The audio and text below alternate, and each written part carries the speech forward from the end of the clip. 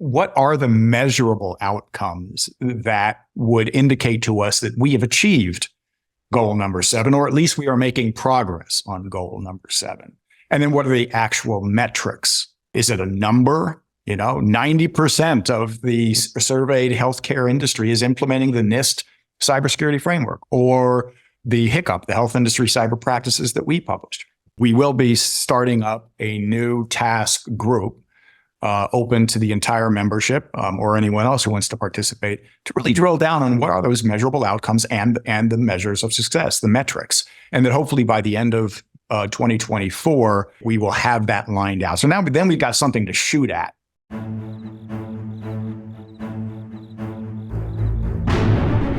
Welcome to the Risk Never Sleeps podcast, in which we learn about the people that are on the front lines delivering and protecting patient care. I'm Ed Gaudet, the host of our program, and today I am pleased to be joined by my good friend, Greg Garcia, Executive Director for the Health Sector Coordinating Council.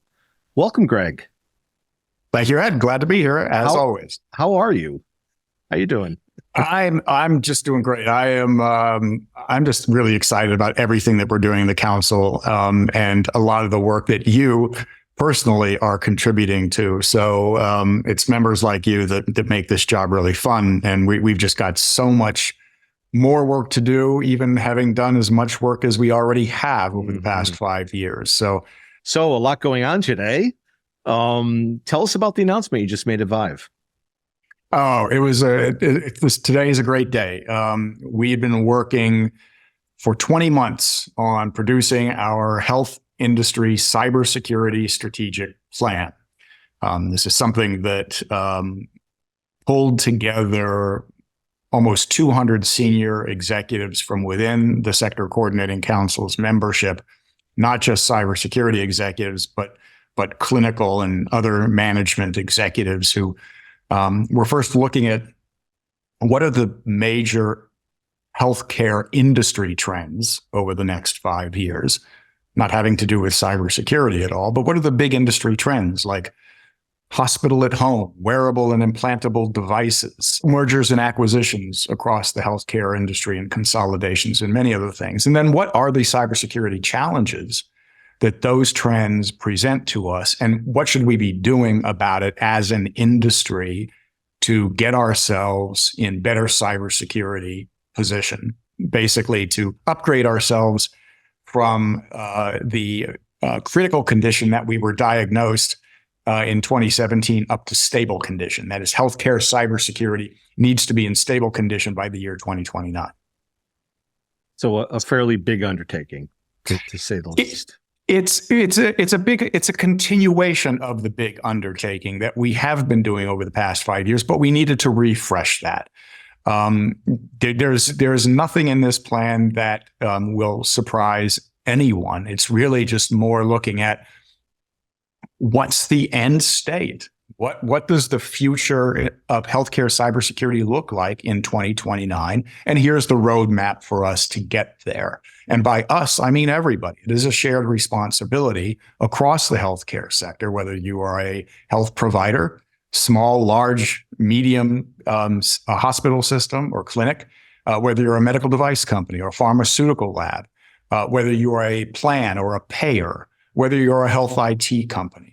All of them are part of this interconnected ecosystem. So yes, it's a big undertaking for everybody, but if we do it collectively and every individual organization looks at this strategic plan and asks themselves, well, where do I see myself in this plan?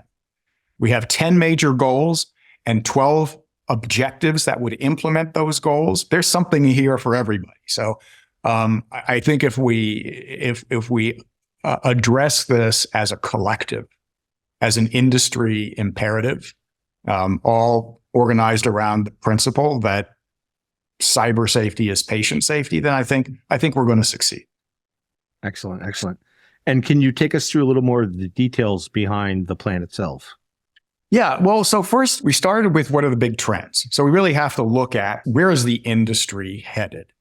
And from those trends, and I mentioned, a couple of them, that we're going to have more disruptive technologies. We're seeing quantum computing and blockchain we're seeing artificial intelligence and hospital at home and all kinds of new technologies that we're going to have to keep up with. We're seeing a continuation of financial stress among small, rural, critical access hospitals, and that as long as they continue to be a weak link, a weak cybersecurity link in the healthcare ecosystem, we need to address that. So there are many others. There's 7 total industry trends that we identified, and from that we said, well, okay, then what are the major goals that would, if we achieved them, would materially, measurably address those industry trends? For example, if we say that there will be a continuation of mergers and acquisitions and consolidation, well, one of the goals is that healthcare cybersecurity needs to start at the top. That is a culture of cybersecurity, and that is in the C-suite. We have to develop a set of resources, simple and digestible for senior executive management across the industry, that healthcare cybersecurity is not just for the security team. It is a shared responsibility for everybody, and that the C-suite establishes the culture within their organization, and that cyber security needs to be a part of an overall risk management, enterprise risk management program. So things like that. And so as we go through these 10 major goals, and as we explained to the audience today at the ViVE conference here in Los Angeles, we're asking each enterprise to just pick one of those goals. Another goal is, for example, we will have an incident response and information sharing system that is reflexive and always on. That means that we need to have better when incidents are happening. Just last week, we saw the incident of Change Health, major event that's affecting a whole lot of healthcare organizations. How do we best respond to that to maintain operational continuity as an ecosystem? We're not there yet. So those are a couple of examples of how we can take the strategic plan in piece parts. You say it's a big undertaking. Mm-hmm. Well, it's a lot easier undertaking if you just start with one, with your enterprise, with your industry group, and consider how you can either implement or promote those major goals. I love that. And as you talked about those objectives, they also map to those measurable outcomes. So we can start to measure that progress towards achieving those goals, which I think, again, makes it much more tangible than just a document that sits on a shelf. Well, yes. And, you mentioned measurable outcomes, and that's a key point here. One of the things in the strategic plan that you will see, we've simplified it in terms of a table format. And on the far right-hand side of the table is a column that says sample measurable outcomes. What we want to be able to do is, as this strategic plan is being digested by the community, and the community includes all of the healthcare stakeholders and government as well, let's do a deeper dive. Okay, goal number 7. Okay, what are the measurable outcomes that would indicate to us that we have achieved goal number 7, or at least we are making progress on goal number 7? And then what are the actual metrics? Is it a number? 90% of the surveyed healthcare industry is implementing the NIST cybersecurity framework, or the HICCUP, the Health Industry Cyber Practices that we published. We will be starting up a new task group open to the entire membership or anyone else who wants to participate, to really drill down on what are those measurable outcomes and the measures of success, the metrics. And that hopefully by the end of 2024, we will have that lined out. So then we've got something to shoot at, and something to measure progress toward. Then we know that, by 2029, we should have a good, precise numerical indication of how well we are doing. So that I or anyone else in our leadership, occasionally we're called up to Capitol Hill to testify before the Senate or House committees, and they'll ask, are we doing better today here in 2029 than we were 5 years ago? And I'd like to be able to say, yes, Madam Chairman, we are doing better, and here's how. Yeah, I love that. I love also the foundation is built on a set of guiding principles that keeps the scope manageable too. So it's not only those things we're going to focus on, but those things we're not going to focus on, which is exactly equally important. And then, which again was different from my perspective from the previous plan, this notion of mobilizing the industry. Talk about that in the context of the plan. That's a really important part of this, Ed. It takes a village. It takes the whole healthcare industry. It is a shared responsibility. And by mobilizing, we're just saying that, today on publication day, we are seeing a lot of LinkedIn posts that say, hey, healthcare cybersecurity strategic plan, with a link to it. We are implementing it. Our organization, my hospital, we are working this.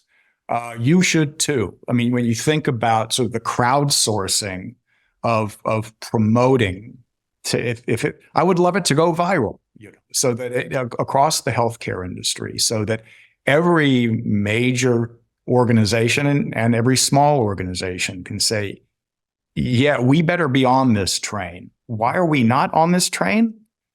We need to have that national culture that says this is an imperative, and I, as an organization, have a responsibility to this. So, at the most simple tactical level, that just means everyone ought to be out there promoting this on social media. Every time a senior executive goes to speak at a conference on healthcare or healthcare cybersecurity, they need to be talking about the healthcare strategic plan. Webinars and podcasts like Risk Never Sleeps. This is how we get the word out. That's the tactical communications, marketing, if you will, mobilization effort. But then where the rubber meets the road is, talk is cheap. Where the rubber meets the road is when the organizations are actually doing something about it. They are making the investments. They are organizing. The small hospital may actually hire an IT security person for the first time. They might not call them a chief information security officer, but put somebody in charge. Start there. So every one of these goals and objectives has something for every organization across the healthcare system. So three musketeers, man, all for one and one for all. I love it. So, and recently, HHS and a number of organizations came together to release the cybersecurity performance goals. So, how do those relate to this overall plan? How should a CISO or a CIO think about those in relationship to the 5-year plan? Yes, the cyber performance goals should be seen as some of those basic tactical table stakes that collectively would support, various goals and objectives in the strategic plan. So it's all perfectly aligned. So you always want to start with a high level strategic vision, and that's the strategic plan. And then from that, you need to break it down into operational tactics for how you get there. It's the stepping stone. So the CPGs is among those stepping stones. And what's good about the CPGs is that we worked with HHS, we being the Sector Coordinating Council, on what those CPGs would entail. And of course, you, Ed, and Censinet were part of helping us sort of lay out the landscape of what are those what are those vulnerabilities in the healthcare system that are most frequently exploited for a successful cyber attack? And then how do we position ourselves to address those vulnerabilities and to reduce the risk of cyber incidents happening based on those? And that's really the genesis of what the CPGs, the cyber performance goals, was about. That we advised the government on what we thought, based on that analysis and a lot of other reporting, what are those really most important, the essential cyber performance goals and the enhanced cyber performance goals. What are the most essential ones? What are the minimum controls that every healthcare organization needs to be implementing? Mm-hmm. And so that in turn, the healthcare CPGs align with Department of Homeland Security, CISA, the Cybersecurity Infrastructure Security Agency, developed broad cross-sector cyber performance goals for all of the critical industry sectors. So remember, healthcare is one of the critical industry sectors in the country, such as electricity and telecom and oil and gas and such. So our CPGs are really a mapping to the national cyber performance goals, but tailored specifically to what the healthcare industry needs. Great. Excellent. There were other folks involved. Obviously, a lot of folks came together to get this plan published today. Any groups you want to call out specifically, or I know, like, for example, the folks at Deloitte, I know, did a lot of work on this. Or Absolutely. Yeah, we have. First off, we established this really got kicked off in April of 2022 at our spring all hands meeting in Chicago. And so that was about 70 organizations who signed up for the strategic plan. And ultimately it was co-led by two organizations, as with all of our sector council task groups. There is an industry and a government co-lead. The industry co-lead was Premera, and that is the CISO for Premera, Adrienne Mayers. And then the government co-lead was FDA, Linda Ritchie. And then when it was clear that to do this right, we needed to outsource the facilitation, the drafting, the convening of our membership in order to build in all of the content. We took donations from our membership, and those 10 funders who stepped up are recognized in the strategic plan. We hired Deloitte to do that. They have a very deep bench in healthcare and in cybersecurity, and it was a truly collaborative exercise in their working with our general membership in our all hands meetings, and then in the 5-year plan, the strategic plan task group, the steering committee of about 40 organizations who participated. So what came together after 18 months was finalized at the end of last year and early this year, and so today's the big day. So a lot of people involved in it, not least of which, of course, is our chair, Eric Decker, the CISO for Intermountain, and Chris Tyberg, the CISO for Abbott, the vice chair. Yeah, and the publication speaks for itself. It's an incredible piece of work, collaborative deliverable across the industry. That I'd love your thoughts on how you think it differs from the previous 5-year plan. And I know every year, every time we do these, we learn a little more and get better at this. So yeah, that's a great question. So what guided our work as a sector council over the past 5 years was what you mentioned, the 2017 Healthcare Industry Cybersecurity Task Force, the HCIC. That was established by HHS. It had a couple of dozen industry and government experts from healthcare and cybersecurity. And they were, it was a task force that was directed by the Congress for HHS to appoint. And they had to answer two questions. Why is the healthcare industry getting hit so hard with cyber attack? Number one. And number two, what do we do about it? And so they laid it out in terms of 6 major imperatives.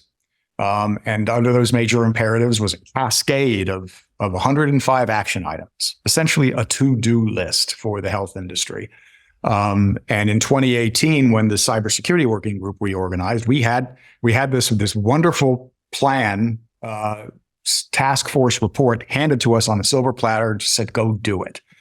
And we did. So for the past 5 years, we have been addressing those many recommendations through the formation of the task groups, functionally specific cybersecurity task groups in our membership. Like, what does it mean to be better at medical device security? How do we do information sharing better? What about workforce development, third-party supply chain risk? All of these recommendations in the HCIC report found their way into documentation from the Health Sector Council, developed, written by our members, by the sector, for the sector, to provide a library of resources to everyone in the healthcare industry about what they ought to be doing in cybersecurity, wherever the gaps are. What makes ours different here is that really we looked at the HCIC report as a snapshot in time. That was their analysis, their assessment of the healthcare industry was of that day. Mm-hmm. And we wanted to look ahead, say, okay, now we know that since 2017, the healthcare industry has changed an awful lot over the past 5 years. And we know it's going to change still more over the next 5 years. Can we be forward thinking and build a cybersecurity plan that anticipates changes in the industry in ways that will expand the attack surface, if you will? And so that's maybe the main difference, is that that is forward-looking more than it is a snapshot in time.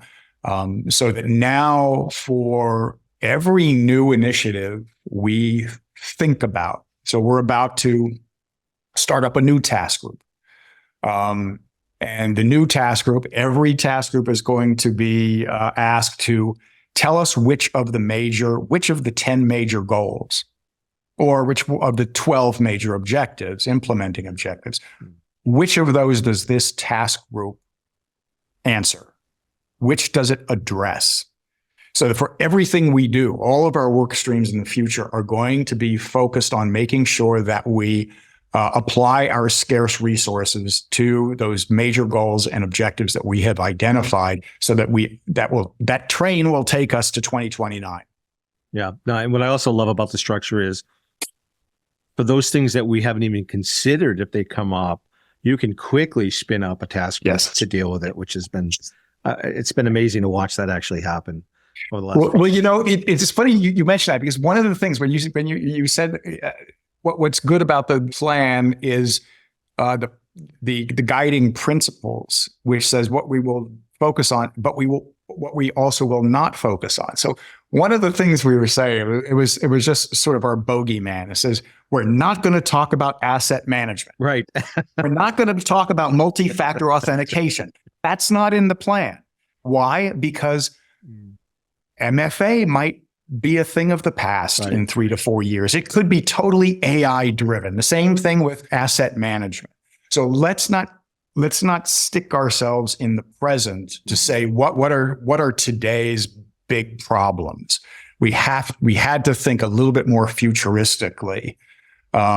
So that's an interesting piece of this, is that yes, you need to establish policy and operational resiliency based on circumstances, and the circumstances will change. Yeah, especially over 5 years, and the fact that the organization is so agile to respond to those, as we've seen over the last 5 years, is just, again, a testament to the right structure, the right partnership that we have, not only with the government, with private sector as well. So, yep, absolutely. And you orchestrate all that, Greg. So kudos to you, sir. That's a big job. And as you mentioned earlier, there's ways to get involved. So how can someone get involved in the Health Sector Coordinating Council if they want to participate? Two ways. You can reach me directly. My email is an open door for anyone who wants to contribute to this organization. It's greg.garcia@healthsectorcouncil.org. And healthsectorcouncil.org is our website address as well. So go to the website. We have a new and improved website today, which is more user-friendly. And more organized to categorize the many different documents that we have published. Like, what do you want to do today? I want to improve my medical device cybersecurity. Okay, well, here are the 4 publications we have that will help you do that. I want to improve my hospital cybersecurity best practices. Okay, here are the several documents we have for that. There's an app for that too. So the website is now more usable. Don't need to dwell on a website, but it is our resource. It is our library. And there you will also find a contact page. And if you connect with us through the contact page, then we will get back to you and give you an orientation as to membership. Membership is open essentially to regulated healthcare entities, that is health providers, medical technology and pharmaceutical companies regulated by FDA, plans and payers, they're in the payment system like CMS, health IT companies, public health, those are the owners and operators in our healthcare system. And then we have really valued members like Censinet, who are in the advisor category, who are not specifically regulated as healthcare entities, but obviously have a deep understanding of healthcare and healthcare cybersecurity. And we really, really benefit from the participation of that group of members. So we welcome anyone who meets those categories. And the final thing I would say is on our website is a pledge that we want all healthcare organizations to sign. It's more of a statement of support. It's the health industry cybersecurity strategic plan is supports the imperative that cyber safety is patient safety, and we embrace the principles of that plan, which essentially says a non-committal way of saying we're going to do the best we can to make this a reality. I love that. I love that. So we have a couple seconds or a couple minutes left, and I'd be remiss if I didn't ask you this question. And you've had some interesting events happen in your life over the last year since we last spoke, I think, on this program. What's the riskiest thing you've done recently? And I think this is your cue. There it is. Well, my wife and family would have said it was my Everest Base Camp trek. That does not mean that the peak you see there over my right ear is where I was. That is the peak of Mount Everest. But I did do a base camp trek with my brother-in-law, which was just an extraordinary experience. Which means it's a 9-day hike, very steep hike up to 17,000 feet of base camp to base camp. Wow. Perhaps it's risky for those who might get altitude sickness, but it was one of the most extraordinary, I would say existential experiences that I've had about what it really means to feel alive and the beauty of the environment. So that's certainly, if not the riskiest, then the most spectacular thing I've ever done.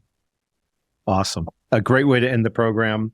This is Ed Gaudet from the Risk Never Sleeps program. And if you're on the front lines protecting patient safety and delivering patient care, remember to stay vigilant because risk never sleeps.